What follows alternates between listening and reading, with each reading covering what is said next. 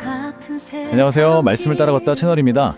지난 시간에 이어서요. 오늘은 히브리서 6장 1절과 2절 말씀을 가지고 성경이 말하는 영적 온전함, 그러니까 영적 성숙이라는 게 도대체 뭘까 함께 깊이 들여다보려고 합니다.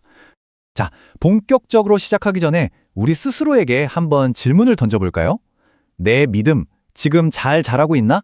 혹시 그냥 그 자리에 멈춰 있는 건 아닐까? 바로 이 질문이 오늘 우리가 함께 풀어갈 이야기의 가장 중요한 열쇠가 될 겁니다.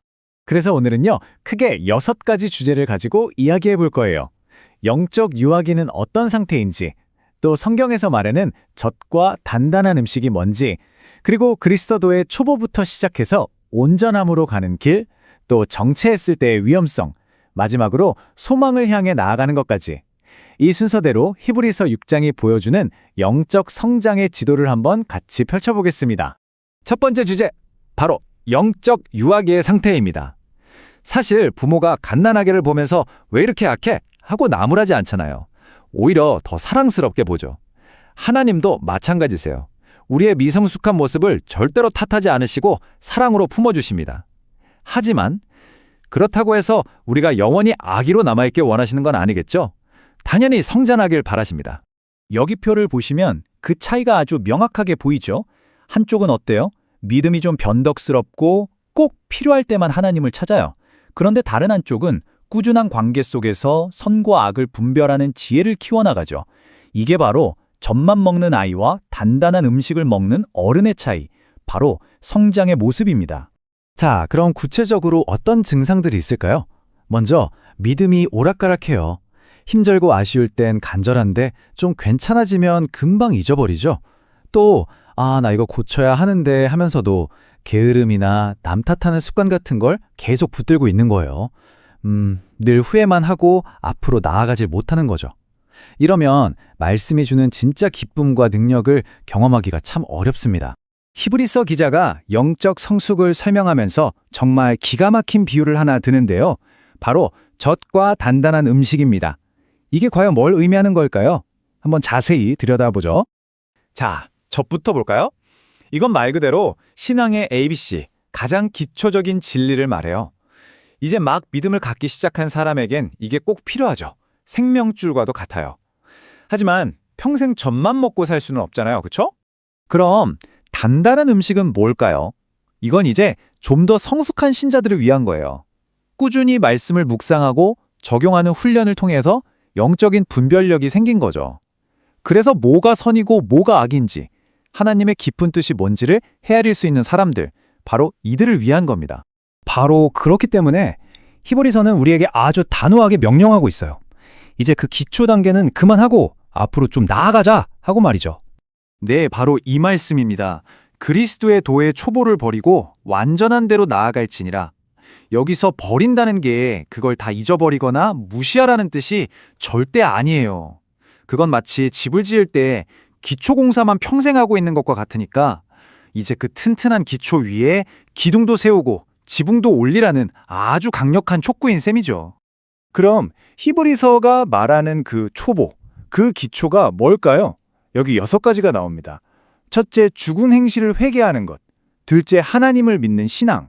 그리고 세례, 안수, 죽은 자의 부활, 영원한 심판에 대한 가르침. 이 6가지예요. 정말 중요한 건 뭐냐면 이게 우리 신앙의 전부가 아니라 시작점, 출발선이라는 겁니다. 우리는 이 위에다가 계속해서 성숙이라는 집을 지어 올려야 하는 거죠. 좋아요. 그럼 우리가 목표로 해야 할 그 온전함, 영적으로 성숙하다는 건 대체 어떤 모습일까요? 구체적으로 한번 그려보죠. 영적으로 성숙한 사람은요, 단단한 복음의 기초 위에서 계속 집을 지어 올리는 사람이에요. 예수님에 대해 그냥 아는 수준을 넘어서 그분과 정말 깊고 친밀한 관계를 맺어가는 거죠. 또 하나님의 약속을 믿고 끈기 있게 기다릴 줄 알고요. 무엇보다도 이 화면에 나오는 것처럼 어떤 폭풍우가 몰아쳐도 영혼의 닷처럼 튼튼한 소망을 꽉 붙들고 우리 대제사장이신 예수님을 따라서 담대하게 하나님 앞으로 나아가는 사람입니다. 자, 지금까지는 성장에 대해 이야기했다면 이제는 조금 분위기를 바꿔서 히브리서가 주는 아주 무서운 경고에 대해 짚고 넘어가야 합니다. 왜냐하면 영적으로 성장하길 멈추고 그냥 그 자리에 머무는 건요, 우리가 생각하는 것보다 훨씬 훨씬 더 위험하기 때문입니다. 핵심은 이거예요. 영적인 세계에는 중립이 없습니다. 자전거 타는 거랑 비슷해요. 앞으로 나아가지 않으면 결국 넘어지게 되죠. 성장하지 않으면 그 자리에 있는 게 아니라 뒤로 밀려나고 결국엔 꺼져버릴 위험까지 있다는 겁니다. 이건 정체가 아니라 명백한 후퇴입니다. 히브리서는 정말 무서운 말로 경고합니다. 한번 하나님의 그 놀라운 은혜를 맛보고 성령의 임재까지 경험했던 사람이 의도적으로, 고의적으로 하나님께 등을 돌리는 것, 이건 그냥 실수가 아니에요. 스스로 회개할 기회를 걷어차는 거고, 심지어 예수님을 다시 십자가에 못 박아서 사람들 앞에서 망신시키는 것과 똑같다고 말하고 있어요. 정말 끔찍한 일이죠. 이 과정을 한번 보세요. 이게 그냥 한번 미끄러져 넘어지는 게 아니라는 걸 알 수 있습니다. 첫 단계는 뭐죠? 자기가 받았던 은혜를 의식적으로 거부하는 겁니다. 그리고 나서는요, 구원자이신 예수님을 아예 부인해버리죠. 마지막 단계에 이르면 마음이 돌처럼 굳어져서 다시는 회개할 수 없는 상태가 되어버리는 거예요. 이건 정말 의도적이고 점진적인 과정입니다. 하지만 히브리서는 우리를 겁주려고만 하는 게 아니에요. 이 무서운 경고 뒤에는 언제나 소망과 격려의 메시지가 따라옵니다.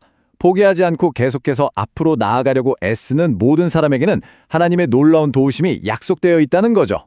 여기를 좀 보세요. 숫자 99가 보이죠? 이게 아브라함의 나이입니다. 하나님께서 아브라함에게 내 앞에서 행하여 완전하라고 말씀하셨을 때 나이가 무려 99살이었어요. 정말 놀랍지 않나요? 이건 우리에게 뭘 말해줄까요? 하나님의 부르심에는 너무 늦었다는 게 없다는 겁니다. 나이나 환경은 전혀 문제가 안 돼요. 왜냐하면 그분이 우리에게 힘을 주실 거니까요. 그리고 바로 이것이 우리 영적 여정의 안전벨트이자 생명줄입니다. 우리가 이 소망을 가지고 있는 것은 영혼의 닷 같다. 다시 배를 항구에 단단히 고정시키듯이 우리의 소망이신 예수 그리스도가 거친 세상의 파도 속에서 우리 영혼을 가장 안전하고 튼튼하게 붙들어 주신다는 약속입니다. 자, 이제 오늘 이야기를 마무리하면서 처음 던졌던 질문으로 다시 돌아가 보겠습니다. 여러분, 오늘 우리는 무엇을 선택하시겠습니까? 그저 달콤하고 소화하기 쉬운 영적인 저대에 안주하시겠어요? 아니면 조금 힘들고 낯설더라도 우리의 영혼을 살찌우는 단단한 음식을 향해 나아가시겠습니까? 이건 다른 누가 대신해 줄 수 없는 바로 오늘 우리가 내려야 할 결단입니다. 네, 오늘 준비한 내용은 여기까지입니다. 지금까지 말씀을 따라 걷다 채널이었고요. 다음 시간에도 계속해서 히브리서 6장의 깊은 의미를 함께 파헤쳐 보도록 하겠습니다. 오늘도 주신 말씀 꼭 붙들고 편안한 하루 보내세요. 생명의 말씀으로 우리를 새롭게 하사 푸른 초장으로 인도